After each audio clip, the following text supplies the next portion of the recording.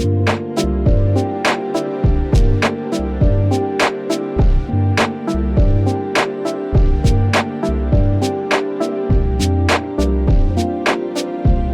games have come so far in the media violence debate, but as they emerge in new territories, all the same battles must be fought all over again.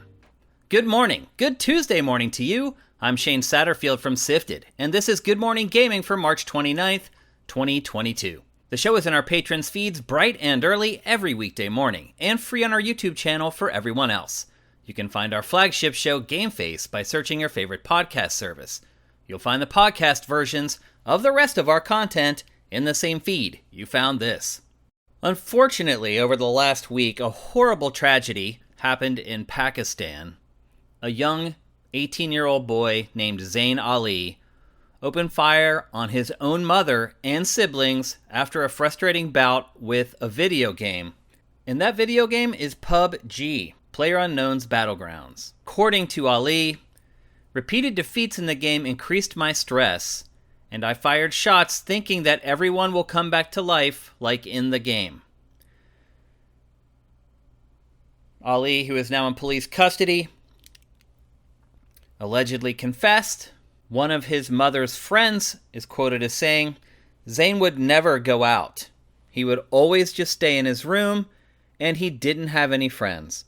Aside from these things, though, I never really saw anything wrong with him. He was a well-behaved child. He never fought with anyone. I still can't believe it. All of the mothers in my neighborhood are frightened of it," meaning PUBG. "We wake up in the middle of the night and see our kids playing it like robots, and we are scared of our own children." On some levels, I get this. The people in that community have gone through something very tragic. To have essentially an entire family wiped out, and you knew the kid that did it. He seemed like a good kid.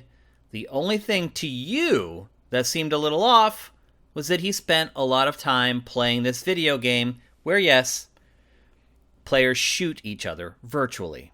It's the low-hanging fruit. It's the easiest illogical correlation.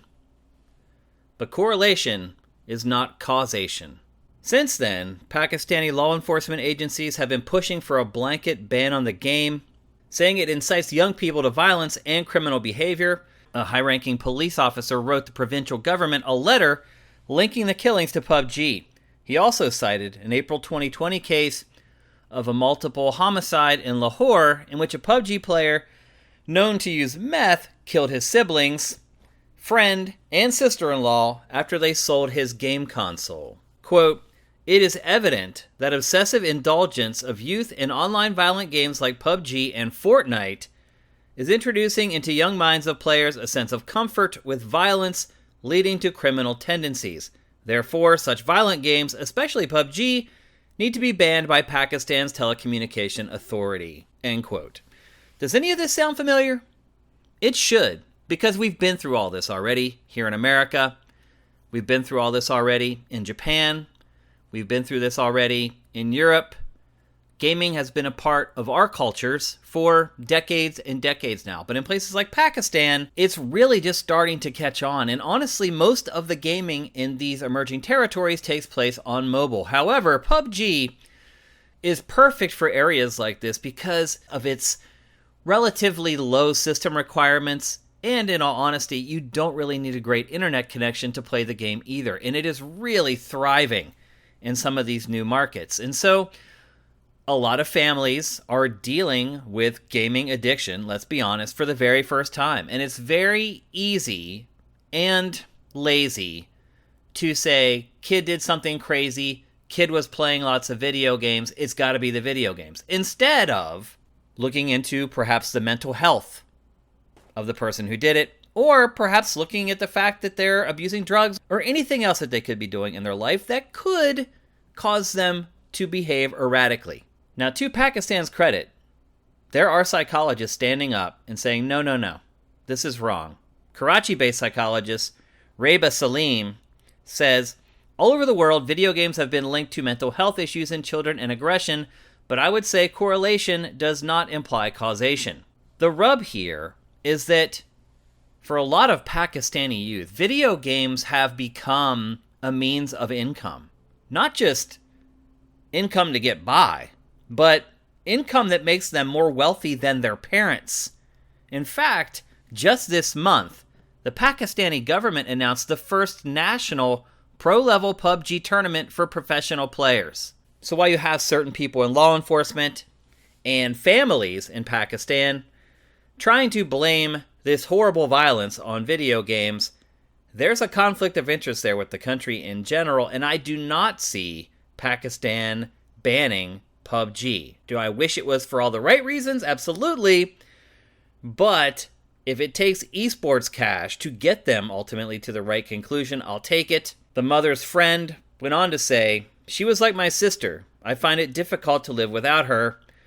We need to raise our voices against this game so that this doesn't happen to anyone ever again." And in that quote, you can see the desperation, the pain, the grief that she's going through at losing her friend. And I can understand why you would just want to grasp at whatever seemed to be the most logical conclusion. But sometimes the low-hanging fruit is the poisoned fruit.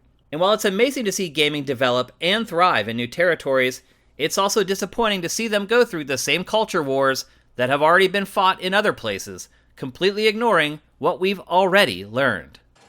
And now for a couple more stories from the top of your SIFs. In the latest sign that Call of Duty Vanguard has essentially been a disaster for Activision, and we've talked about this before on Good Morning Gaming, but the latest evidence of this is that the game is now going free to play for a full 2 weeks. It is the first ever 2-week trial for a Call of Duty game. They didn't even do this when Ghosts came out of the gate weak and never recovered. Now, you're not getting everything in the game. You're getting the multiplayer suite, but just a limited slice of it. It runs from March 30th to April 13th. You'll get 2 of the season's maps, a new objective mode, and a new playlist full of some of the game's most popular maps. So you're going to get a big chunk of the multiplayer here, and obviously the idea is, okay, we'll let you play this for 2 weeks, we'll let you get thoroughly hooked, and then we'll yank the carpet out from underneath you, and we hope that you'll stick with it. I don't know. As a Call of Duty player, I have not stuck on Vanguard. I still go back and play Call of Duty Black Ops Cold War, which you can get for dirt cheap at this point. I just believe it's the better game, and I feel like Call of Duty Nation agrees with me. Bandai Namco is hot on the tail of one of its biggest hits ever with Elden Ring, and it's looking to keep that momentum going with a brand new One Piece RPG called One Piece Odyssey. This new One Piece game for PlayStation, Xbox, and PC is based on a brand new original story and art created by Ichiro Oda. It's an action RPG, at least that's what it looks like. And it also has music written by the composer of the Tales of series. It appears to take place in a massive open world with production values far beyond any One Piece game before it. It appears that Bandai Namco is finally taking the franchise seriously. And most shocking of all is that the game is coming sometime this year. Bandai Namco has always had this great IP. And for whatever reason, it just doesn't dedicate the resources to the games that it needs to make them smash hits. They do okay, but they're not smash hits. Perhaps it has shifted its philosophy, first with games like Elden Ring, and hopefully that development aesthetic carries over into the rest of its games going forward. Diablo Immortal pre-registration launched today. The mobile take on Blizzard's isometric action RPG franchise is almost here, but we still don't have a hard release date. But if you sign up now, you can get some cool cosmetics for your character at launch. Some new gameplay footage accompanied the announcement today, and the game is looking really sharp. The exclusive cosmetics will work on all classes, and you can register for immediate access at DiabloImmortal.com for both iOS and Android. Get going. Bungie was just recently purchased by PlayStation, but it knows where its bread is really buttered, and that is by the Destiny community. Earlier this month, a bunch of Destiny 2 YouTube videos, including some by high-profile content makers and even Bungie itself, were hit by rogue copyright takedown notices generated by fake Google accounts. Bungie is now trying to sue the people responsible and has called out YouTube for getting tricked by alleged fraudsters in the first place. You see, Virtually anyone can go on YouTube and claim property over a piece of media. It has happened to us over and over again where some random media company from some far-flung country says, you know what, I own this Destiny 2 trailer. And then every episode of everything that we have ever done that has that trailer in it pops a copyright strike. And we have to go through and contest every single one of them. Sometimes each one of these requires up to 20 different responses sent to YouTube explaining that this company does not own this piece of media. It's a huge pain in the butt that we've been dealing with for years and years. Well, now Bungie's dealing with it, and it is not happy. According to a new lawsuit filed March 25th in the Western District of Washington, it targets up to 10 currently unidentified John Does accused of using fraudulent DMCA takedown notices to disrupt, quote, Bungie's community of players, streamers, and fans, and causing Bungie nearly incalculable damage, end quote. It believes the rogue takedowns might have been retaliation for Destiny soundtrack videos Bungie had removed from YouTube earlier in the month. The fraudulent takedowns apparently began a day after the authorized ones were completed and used a fake Gmail address that was very similar to the one used in those earlier takedowns. It's very complicated, but not really. Bungie's lawsuit doesn't target YouTube specifically, but it does claim that it's really the only way to attain the names of the pranksters. This is a huge pain in the butt, and it really shows how much Bungie cares about its army of influencers who produce content around Destiny every single day. It perhaps provides a glimpse inside a successful game as a service and what its developers really believe is important to its ongoing success. So Bungie is willing to file a lawsuit, get its lawyers involved, which usually costs tens and tens of thousands of dollars, simply because someone is messing with Destiny influencers and some of Bungie's own media as well. This shows you that to Bungie, in the grand scheme of a game as a service, the people who are pumping out the content every day around their games are very, very important. It appears that Call of Duty Warzone is always going to struggle with having multiple maps available for play, something competitors like Apex Legends do not suffer. Call of Duty Live Operations lead Josh Bridge addressed the issue currently facing Warzone and hinted that its future isn't looking especially promising. Players have been asking for major changes like a map pool that would cycle between all its available maps, but that feature isn't coming anytime soon, if ever. Bridge said it's not really possible for the current iteration of Warzone because Activision is hesitant to increase its install size when the majority of its players are on last-gen consoles with 500 gigabyte hard drives. According to Bridge, every time Warzone receives a major map update that requires a huge download, it loses players. Bridge also said Activision didn't really expect Warzone to take off the way it has, and it has spent a lot of time with an imperfect development pipeline. The Modern Warfare engine simply isn't designed to have almost 200 weapons on each map. We wondered why Warzone 2 was happening, and now we have our answer.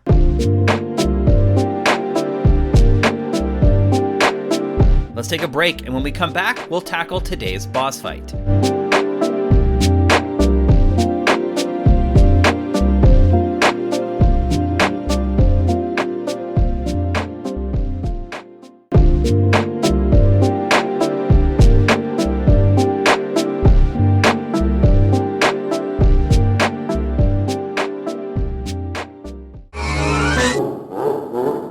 Welcome to today's boss fight, where I tackle random topics that may or may not be related to video games. Like some of you, I'm sure, I spent the weekend playing a whole heck of a lot of Tiny Tina's Wonderlands. And later on today, we will discuss this game in depth on GameFace. Join us for the live stream at 1 p.m. Pacific, 4 p.m. Eastern at twitch.tv/siftedgames. We'll see you there. And I'm not going to spoil, as it were, my impressions of the game, but I will say this, playing this loot shooter, because that's what it is, I think people maybe thought that this game was a little different from Borderlands, but it's really not. It's really just a Borderlands spinoff. You shoot, loot comes out of enemies, you pick it up, you sort through it, move on, rinse and repeat. And I have not played a loot shooter for a long, long time. It's kind of interesting, actually. there hasn't really been one that's launched for a long, long time. At least not a high-profile one anyway. And so this is the first one I spent a lot of time with for the better part of a year and a half, maybe 2 years. I think the last one I really played may have been The Division 2. So it's been a long time for me. And wow, I had kind of forgotten how these games work and the psychology behind them. And I started thinking about how I kept doing the same thing over and over and over compulsively. And granted, it was in a new environment, and sometimes there were new enemies, but not always. But generally, I just realized I was doing the same thing over and over, and I wondered how people get hooked on these games and just do this for months and months. I have a brother-in-law who has been playing Destiny since the first Destiny, and it is all he plays. And it's all he talks about on social media, and when I talk with him about games, it's the only game he can talk about. And I just wonder how people get this way. Now, obviously, some of it is probably you don't want to spend a ton of money on games or whatever. It is a good way to keep playing without spending a lot of cash. But really, it's psychology that keeps people hooked on these games. Why we love loot drops can be traced back to what's known as a feedback loop, or sometimes it's called a habit loop. Psychologists who have studied how animals and people learn long ago observed that if you pair a reward with a behavior, that behavior gets repeated more often. And if you precede the pairing with some kind of cue, whether it's visual or audio, subjects will learn to engage in the behavior at the sight or sound of that cue. The reward at the end of the process reinforces the idea that the cue is worth looking out for in the future. It creates the complete feedback loop. Destiny and Tiny Tina, items of any quality can drop randomly from any enemy. Destiny elite enemies are no more likely than trash mobs to drop loot.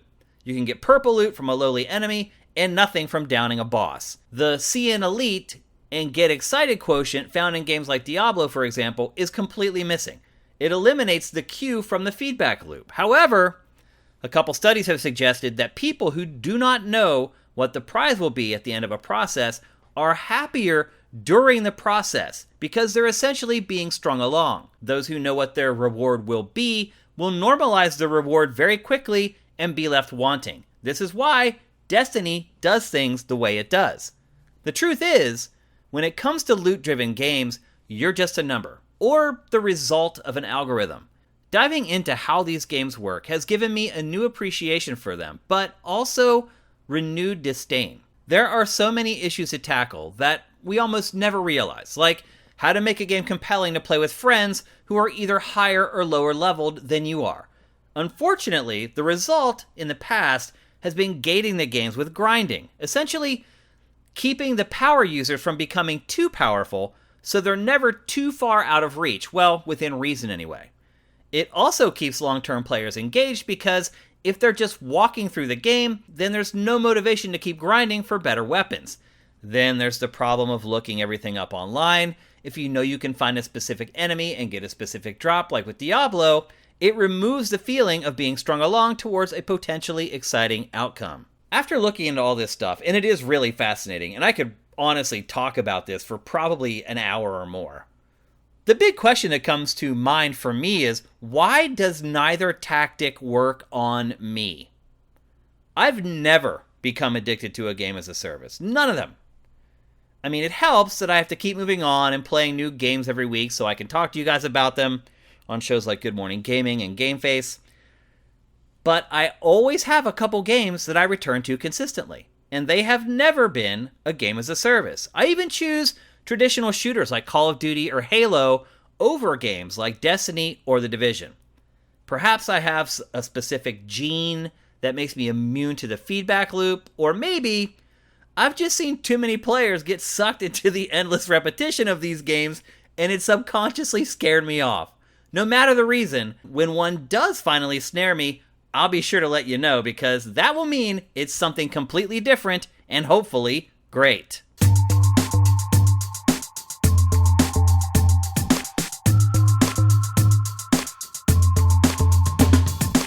Thanks for listening to Good Morning Gaming. I appreciate every single one of you who listens to GMG. I'm Shane Satterfield. Follow me on Twitter at Dinfire, and follow Sifted at Sifted Games. The show is taking a day off tomorrow due to other responsibilities, but we'll be back on Thursday and Friday to finish out the week. Until then, make sure you seize today, because there will never be another.